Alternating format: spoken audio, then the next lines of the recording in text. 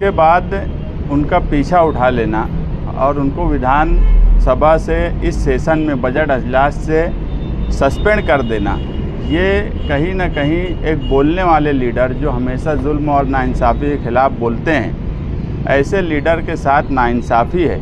इस ताल्लुक़ से कल हमने 3 बजे से 5 बजे तक धरना रखा है और सरकार में वो पार्टियां समाजवादियों को ये सिखा रही है कि मुल्क का, देश का हीरो कौन हो। जो पार्टी बीजेपी आरएसएस हमेशा से गांधी को गोली मारने वालों को अपना हीरो मानती हो, वो कम से कम समाजवादियों को सबक ना सिखाए तो बेहतर है। उस धरने में इस ताल्लुक़ से बात की जाएंगी। और मुल्क में ये भी देखा जा रहा है कि तमाम ही सेकुलर पार्टियां, उनके जब मुस्लिम लीडर कोई ऐसा बयान देते हैं जो अक़लियत की हिमायत में हो या मुसलमानों की हिमायत में हो, तो उनके लीडर या सच्चाई पर हो तो उनके लीडर उनसे पीछा छुड़ाने की कोशिश करते हैं। मगर हमारे राष्ट्रीय अध्यक्ष अखिलेश यादव जी ने उनके साथ खड़े रहे, उनकी हिमायत की। यही सेकुलर पार्टी की लीडरशिप होना चाहिए जो मुल्क में आज सिर्फ समाजवादी पार्टी में ही हमको दिख रही है। इसलिए हमें लगता है कि मालेगांव शहर समाजवादी पार्टी और मालेगांव शहर अबू आसिम आज़मी साहब के साथ खड़ा रहना चाहिए और उस नाइंसाफ़ी के ख़िलाफ़ धरने में शिरकत करना चाहिए, क्योंकि अबू आसिम आज़मी साहब ऐसे लीडर हैं जो सिर्फ अपने हलके के लिए नुमाइंदगी नहीं करते। आपको मैं बता दूं कि अजलास शुरू होने से लगभग महीना भर पहले उन्होंने एसआईटी लगने के बाद और जो मालेगांव शहर के साथ नाइंसाफ़ी हो रही है, इस ताल्लुक़ से उन्होंने एक सवाल असम्बली सेशन में लगाया था, मगर उसके सस्पेंड होने की वजह से मालेगांव शहर की जो नुमाइंदगी होना चाहिए थी, हम उससे भी महरूम हो रहे हैं। इसलिए मालेगांव शहरियान कल 3 बजे से 5 बजे तक उस धरने में शिरकत करें, क्योंकि हम ये भी देख रहे हैं कि जो मालेगांव शहर के नुमाइंदे हैं, उन्हें जाम खेड़ा में सेतकरी की प्याज में कीड़े लग गए हैं। इस ताल्लुक़ से आज उन्होंने क्वेश्चन लगाया था कि जाम खेड़े में, जबकि सेतकरियों के लिए बोलने के लिए महाराष्ट्र में बहुत से लीडर हैं। हमारा ये नहीं बोलना है कि सेतकरी के ताल्लुक़ से नहीं बोलना चाहिए, मगर जिस हलके से चुन के आए हो वहाँ जो नाइंसाफ़ी हो रही है उस ताल्लुक़ से उनका कोई क्वेश्चन नहीं रहा।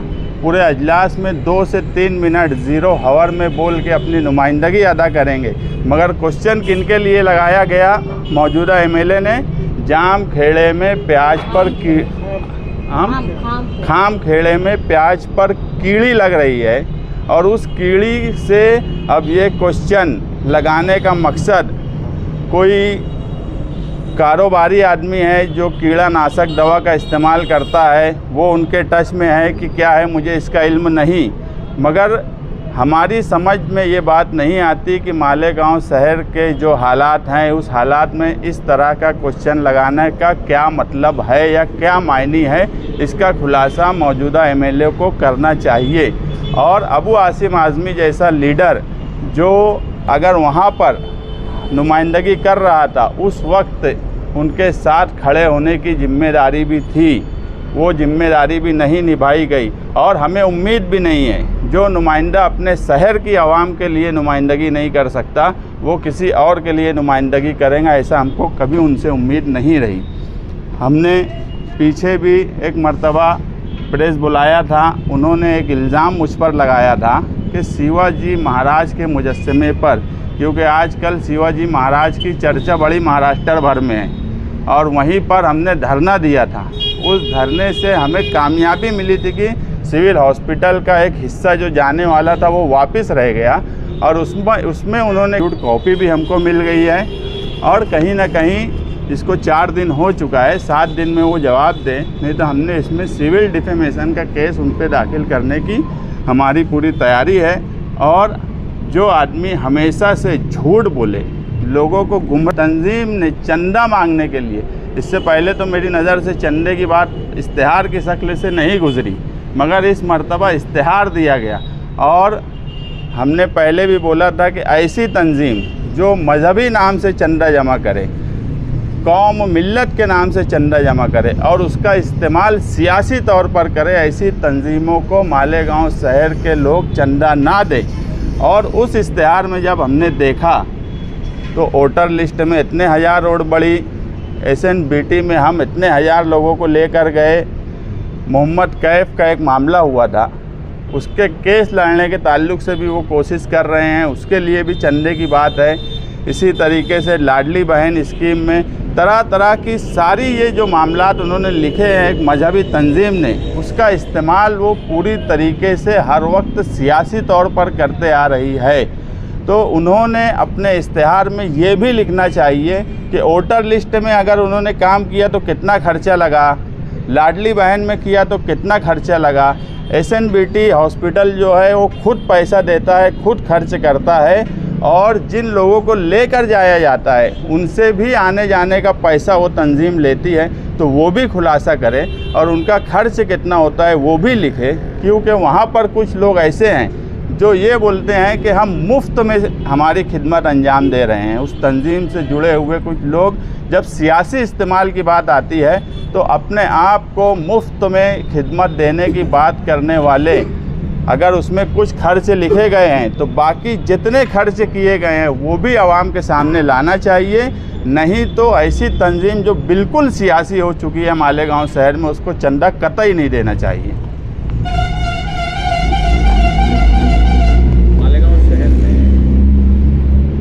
हिंदुस्तान की सभी रियासतों से सफ़ीर आ रहे हैं और इस महीने में ऐसा देखा जा रहा है कि पिछले साल भी एक मामला हुआ था जिसकी ऑडियो अभी सोशल मीडिया पर घूम रही है कि सफ़ीरों को तस्दीकनामा लेने के लिए बहुत ज़्यादा तकलीफ़ों का सामना करना पड़ा, तो बहुत परेशान होकर एक मौलाना का ऑडियो भी हमने सुने। तो क्या ऐसा होता है कि तस्दीकनामे को लेकर के उनको सफ़ीरों को सताया जाता है? नहीं, इस ताल्लुक़ से मुझे नहीं मालूम है, तो मैं कुछ नहीं बोल सकता। अभी पिछले दिनों एक वीडियो देखने में है कि आपके ऊपर मुकदमा किया गया है शान और वो अभी, हाँ मैं भी देखा, वो तो एक NC दाखिल की गई। बात ऐसी है कि आजकल मौजूदा MLA के साथ चोर उचक्के साथ में रहने लगे।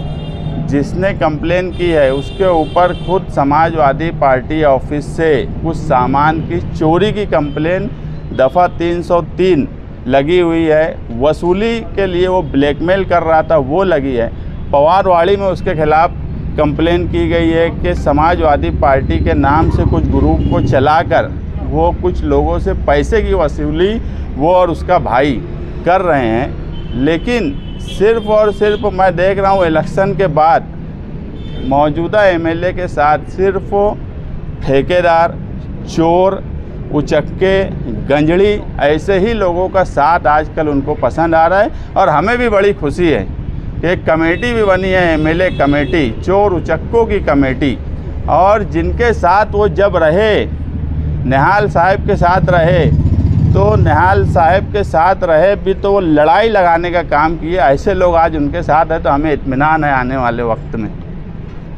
जमीयत ने इश्तिहार दे के अपनी सब बातें इसमें बताई, तो क्या आपका बयान और आसिफ शेख का बयान जब आया था चंदे के ताल्लुक से, तो उसका कुछ असर चंदे पे हुआ, इसलिए ये इश्तिहार दिया? देखिए, हमने पहले भी किसी तंजीम का नाम नहीं लिया, अभी भी किसी तंजीम का नाम नहीं ले रहे हैं, मगर तंजीम को खुद समझ रहा है कि वो सियासी इस्तेमाल हो रही है।